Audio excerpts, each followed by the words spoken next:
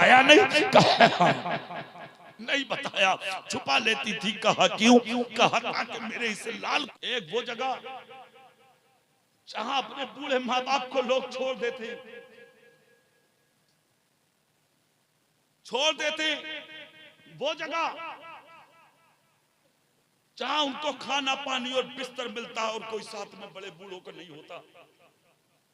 कितनी माओ को छोड़ दिया लोगों ने इसी जगह। मीडिया वाले पहुंच गए, एक बूढ़ी औरत को उठाया, 70 साल उम्र थी, कमजोर, लकाहत की बीमारी। मीडिया वालों ने पूछा, जो बेटा तुम्हारा यहाँ छोड़ कर गया है, तुम्हें बोलो उस बेटे का नाम क्या है, किस शहर का है, किस मोहल्ले का है? औरत बोली, क्यों पूछ रहे हो मुझसे? कहा, अगर तुम मर जाओ तो हम तुम्हारी लाश तुम्हारे बेटे के हवाले कर सके। बोली औरत का जवाब सुनो रामपुरा वालों, सीने में दिल हो तो मेरे जुमले लिख लेना दिल पे। क्या होती है माँ? सुना जुमला, सुनकर रो पड़ी, आंसू साफ करके कहा, चले जाओ मेरे सामने से।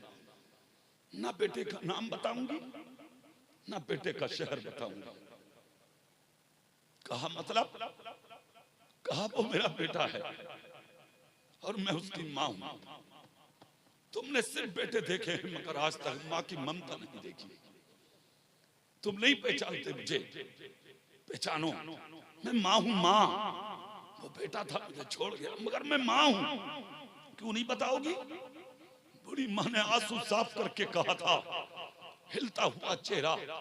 कहा, मीडिया वालों, मेरा बेटा जिस शहर में रहता है ना, इकलौता बेटा है मेरा, मालदार है मेरा बेटा, दौलत वाला है मेरा बेटा। अगर मैंने अपने बेटे का नाम बता दिया तो शहर में मेरे बेटे की इज्जत चली जाएगी।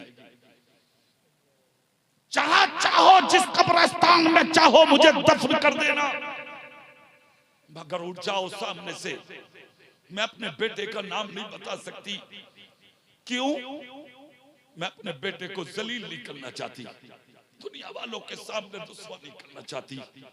मैं कहना चाहता हूं, बेटा, उस माँ को ठोकर मारोगे जिसने मरते वक्त तक तेरी इज्जत का ख्याल किया। उस बाप को घर से निकालोगे जिस बाप ने 25 साल तक अपने कंधे पे बैठा के तुझे परवरिश किया। आज उस माँ बाप के बंटवारे कर रहे हो। 8 दिन तुम खिलाओगे, 8 दिन हम खिलाएंगे। आज उन माँ बाप को बेसहारा कर दिया तुमने। 15 mm की पथरी अगर तेरे गुर्दे में हो जाए, तुझे रात भर नींद नहीं आती। सुबह क्लिनिक में जाता है, अल्ट्रासाउंड कराता, डॉक्टर से चेक कराता, डॉक्टर देख के कहता, यार मर्द नहीं हो। 15 mm की पथरी बर्दाश्त नहीं कर पाए। कहा, डॉक्टर साहब बर्दाश्त नहीं हुई मुझसे। कहा, अच्छा सुन, जलसा कराने वाले रामपुरा के गयूर सुन्नियों, 15 mm की पथरी होती है, रात भर करवट बदलते हो, सुकून की नींद नहीं आती।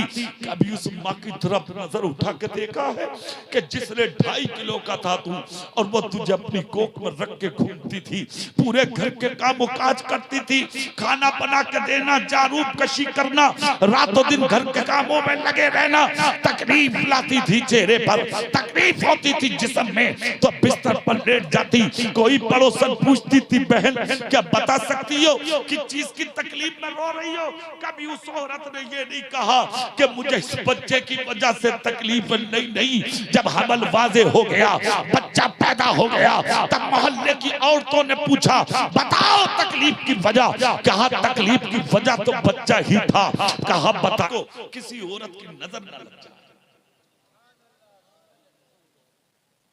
हाथ में प्याला लेके भीख मांग रहे हो दुनिया वालों के सामने? दुआ कर दो। याद रखना, दुआ के लिए दिल चाहिए, दिल। और दुआ के लिए जो दिल अल्लाह ने तेरी माँ के सीने में रखा है, वो दुनिया में किसी मुफ्ती के सीने में हो ही नहीं। रात के अंधेरे में उठ जा, बीवी के रूम से निकल के माँ की चारपाई पे आ जा, माँ के कदम दाब दे, पैर दाब दे, तलवे दाब दे, और जब तक माँ ये ना कह दे बेटे मैं तुझसे खुश हूँ, बिस्तर से मत उठ। अगर तेरी माँ ने सर चूम के जन्नती कह दिया, खुदा की कसम तुझे जन्नत में जाने से कोई रोक नहीं सकता। मत तड़पाओ अपनी माओ को, मत तड़पाओ अपने बापों को, मत तड़पाओ गांव के गरीबों को, मत तड़पाओ गांव के उन मजलूमों को। मिलकर रहो, वरना याद रखना जिस नहज पे जा रहे हो तुम्हारी दास्तां तक भी ना होगी दास्तानों में। दुनिया खा जाएगी तुम्हें मथुरा के पेड़े की तरह, तुम्हारा निशान भी नहीं छोड़ेगी दुनिया। अगर चाहते हो जमीन पर तुम्हारे निशान बाकी रहे तो वीरान मस्जिदों को आबाद कर दो। जोर से बोलो, मदरसों को आबाद कर दो, अपने आलिमों को इज्जत दो, अपने बच्चों को पढ़ाओ। मारेरा शरीफ का एक ऐलान है, आधी रोटी खाओ, अपने बच्चों को जोर से, अपने बच्चों को, मारेरा शरीफ का ऐलान है, आला हजरत का पीर खाना है वो, आधी रोटी खाओ, अपने बच्चों को खाओ कम, पढ़ाओ अपनी औलाद को। Doctor, master, engineer, professor, IAS, IPS, MBBS, BUMS जो चाहो बनाओ, मगर सबसे पहले अपने बेटे को मोहम्मद मुस्तफा का गुलाम। जोर से, दिल से बोलो सुभान अल्लाह। सब कुछ बनाओ, सबसे पहले पढ़ा के सच्चा मुसलमान बनाओ, और अपने बेटे के हाथ में इतना मजबूत कलम दे दो, इतना मजबूत कलम दे दो, और इतनी ऊंची कुर्सी पे अपने बच्चे को ले जाओ, फाके उठा के मजदूरी करके पढ़ा के इतनी ऊंची कुर्सी पे बैठा दो अपने बेटे को कि जब तुम्हारे गांव की मस्जिद पर कोई बच्चा खैर का अपनी कलम के नोक से तुम्हारी मस्जिद के मीनार को टारगेट करे, तो मेरी कौम का बच्चा भी अपने कलम के नोक से गिरते हुए मीनार की हिफाजत करे। दो बच्चे हाफिज हुए, और सुनाइए कि दोनों सगे भाई। मैं सलाम करता हूं उस मां को जिसने पैदा किया था इन लालों को। मैं सलाम करता हूं उस बाप को कि जिसकी नजर दुनियावी तालीम पर नहीं गई। चाहता तो चाहता एक को बना लूंगा हाफिज, दोनों को बना डाला। दुनिया का भी इनाम, कब्र का भी इनाम, आखिरत का भी इनाम। और ये शान है हाफिज की, कब्र में जाएगा हाफिज, इधर कब्र में जाएगा, उधर अल्लाह मिट्टी को हुक्म होगा, मिट्टी को हुक्म देगा, ए मिट्टी कुशादा हो जा, कब्र कुशादा हो जा, लंबी चौड़ी हो जा, इतनी लंबी ताकि मेरा हाफिज कयामत तक मेरे महबूब का रोजा देखता रहे। और सुन, हाथ मत लगाना इसके जिस्म को, हिफाजत करना इसके बदन की, इसलिए कि इसने मेरे कलाम की हिफाजत की है। अब कयामत तक हम इसके जिस्म की हिफाजत करेंगे। उनके बाप हैं यहाँ, वालिद साहब घर पे हैं, बच्चों को छोड़ने गए, आएंगे इंशाअल्लाह। सुभान अल्लाह बोलो। बहुत बड़ा काम किया, और उससे भी कहीं ज्यादा मुबारकबाद के लायक है मौलाना गुलफाम साहब। अच्छे आदमी हैं, मक्के में भी हमारे साथ थे, ये मदीने शरीफ में भी मेरे साथ थे। अल्हम्दुलिल्लाह अल्हम्दुलिल्लाह जी, उसी फ्लाइट से थे मेरे साथ जिस फ्लाइट से हम थे। कई लोग थे, हम ये भी थे, बहुत अच्छे हैं, साथ में इबादत की है हमने, मक्का शरीफ में भी, मदीना शरीफ में भी, माशाअल्लाह। अल्लाह ताला तुम सबको नबी का रोजा की दीदार नसीब फरमाए। हर मुसलमान को अल्लाह मक्का दिखा दे, मदीना दिखा दे, जिंदगी में एक बार अपने घर का दीदार कर चाहिए। बेशुमार मुबारकबाद के लायक हैं ये। इन्होंने मेहनत करके खेलने की उम्र में बच्चों के सीनों में कुरान डाला। अगर गांव में मदरसा हो, है मदरसा, तो तरक्की करो मदरसे की। अब करो तरक्की मदरसे की, इसलिए कि जो बड़े बड़े मदरसों में इस दौर में नहीं हो रहा, वो तुम्हारे छोटे से मदरसे न दे करके तुम्हारे हवाले करेगा। मैं तो कहता हूं मदरसों का काम बिल्डिंग मदरसा नहीं है। मैं कह रहा हूं यहां से दुनिया सुनेगी आवाज को, कोई अहमियत नहीं रखती बिल्डिंग। मैं कहता हूं छप्पर में पढ़ाओ मगर मुस्तफा का दीन पढ़ाओ। फर्श पे पत्थर पे बैठ कर नहीं, मिट्टी पे पढ़ो मगर मुस्तफा का दीन। इल्म बड़ी दौलत का नाम है। एक चीज और अपने दिमागों से निकाल दो, उसकी भी वजाहत कर दूं मैं चलते चलते। कुछ लोगों का जहन ये है हम अगर बच्चों को इल्म दीन पढ़ाएंगे तो वो पढ़ के इमामत करेगा सिर्फ, या मदरसा पढ़ाएगा। ये जहन है लोगों का। कान खोल कर एक बात सुन लो मेरी, मत करिए इमामत, मत पढ़ाइए मदरसा, तिजारत करो, मजदूरी करो, ऑटो चलाओ, बस चलाओ, ट्रक चलाओ। खुदा दे तो यह अकल तो आप प्लेन चलाओ, फ्लाइट चलाओ, करो तिजारत। जो चाहो जो करना हो वो करो। और अगर खुदा ने दौलत दी है तो हाफिज कारी आलिम बन के वो काम करो जो गरीब नवाज ने एक आलिम से कराया था। जब गरीब नवाज ने एक आलिम दीन बनाया था अजमेर में, जो मदरसा कायम है मजार की साइड में, इस मदरसे में बड़े बड़े उलमा पढ़कर निकले थे उस जमाने में। एक आलिम दीन जब बने तो उन्होंने आलिम बन के गरीब नवाज से कहा, हुजूर खुदा ने मुझे आलिम बना दिया, अब मेरे लिए जो जिम्मेदारी है वो अता कीजिए। तो गरीब नवाज ने फरमाया काम करो। चित्तौड़ है, चित्तौड़ राजस्थान में एक जगह, कहा तुम चित्तौड़ जाओ। कहा हुजूर क्या करूंगा?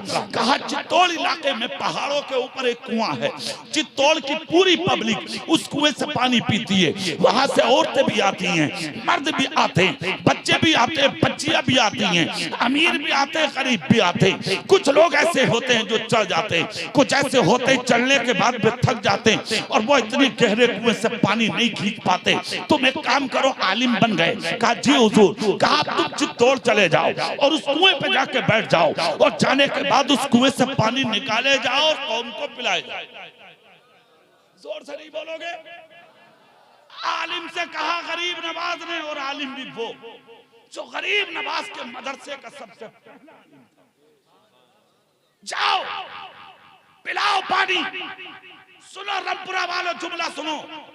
कहा हुजूर ठीक है मैं जाता हूं। और एक खूबी की बात और सुनो, खूबी की, उस वक्त चित्तौड़ में एक भी मुसलमान नहीं था, एक भी मुसलमान नहीं था उस जमाने में, कोई मुसलमान नहीं था। वहां भेजा। यहां से एक चीज और ले लो अपने जहन में, हिंदू मुस्लिम के जो झगड़े हैं ये लोग अपने फायदे के लिए डाल रहे हैं। कोई झगड़ा नहीं है हमारा हिंदू मुस्लिम का।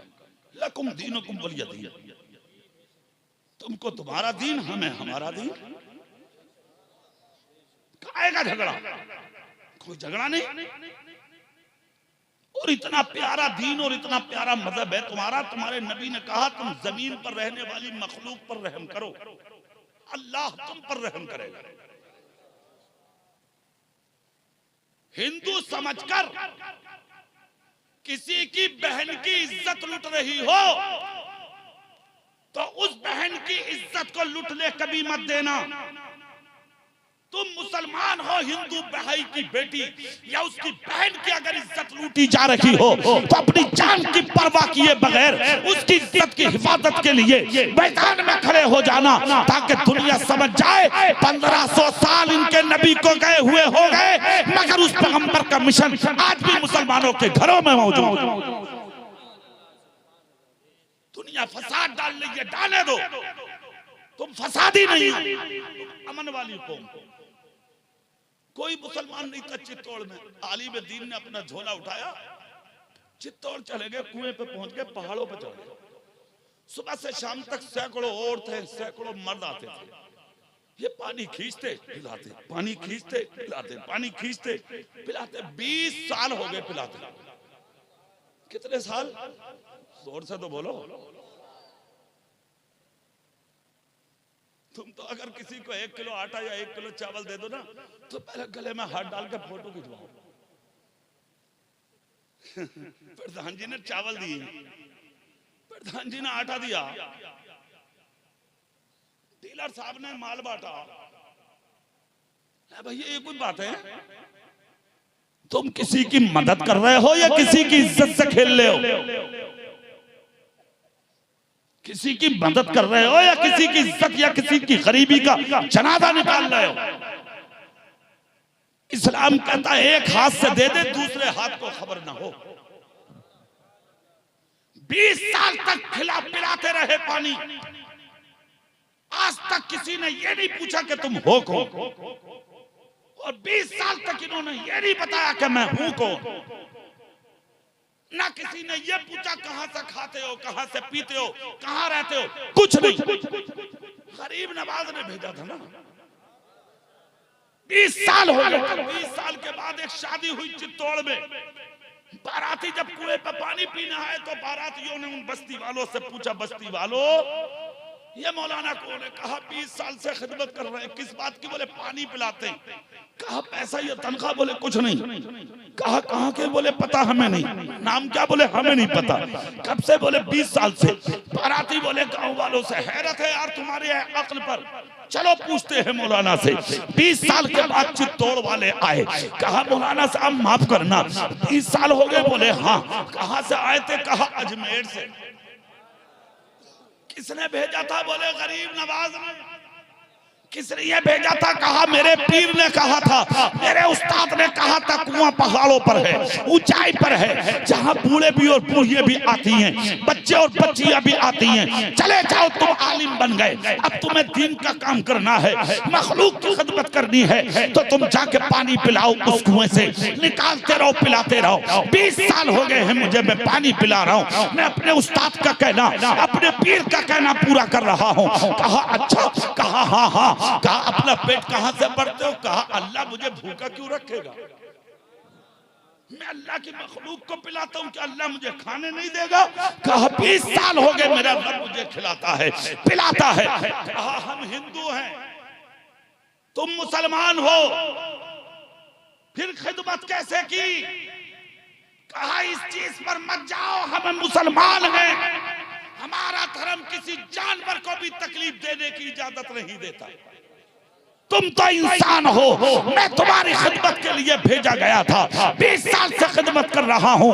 पूरा चित्तौड़ कदमों में आके गिर गया। कहा कलमा पढ़ा लो, हमें मुसलमान बना लो, इसलिए कि जब तुम इतने अच्छे हो तो फिर तुम्हारे पीर गरीब नवाज कितने अच्छे हो।